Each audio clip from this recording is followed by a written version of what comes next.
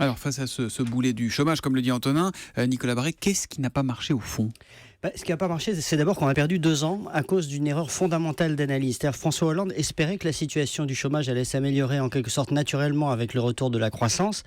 Sauf que la croissance, et c'est là l'erreur, a été cassée nette avec le choc fiscal du début du quinquennat. Donc on a perdu 2 ans, ce qui, sur un sujet qui devait être une priorité nationale, est évidemment énorme. Mais depuis, le gouvernement a quand même corrigé le tir avec les baisses de charges, Nicolas. Oui, alors ça c'était une bonne décision, mais on a commis une deuxième erreur en pensant que ça suffirait. On baisse le coût du travail et hop, les embauches repartent.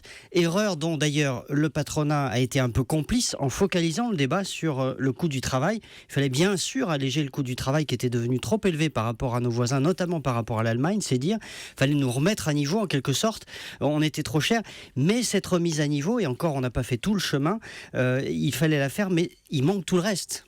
C'est-à-dire le reste ? Le reste, c'est par exemple, c'est au moins 3 choses. C'est d'abord une réforme profonde du marché du travail, ce que n'a pas fait la loi El Khomri. C'est une stratégie de montée en gamme de notre économie avec une élévation du niveau de formation technique des salariés, une relance de l'investissement éventuellement en profitant des taux d'intérêt très bas que nous offre aujourd'hui la BCE. Voilà, ce sont quelques-uns des ingrédients qui manquent, et c'est des ingrédients comme ceux-là qui font qu'aujourd'hui, les Pays-Bas, la Suisse, le Danemark, le Royaume-Uni, l'Allemagne et d'autres connaissent une situation de quasi plein emploi, et pas nous. Voilà, Antonin. François Hollande, conclusion, François Hollande n'est pas Gerhard Schröder.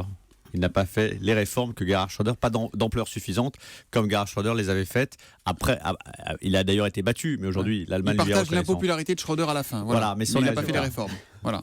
Le flacon sans l'ivresse, en quelque sorte. Merci, messieurs les éditorialistes. À demain matin.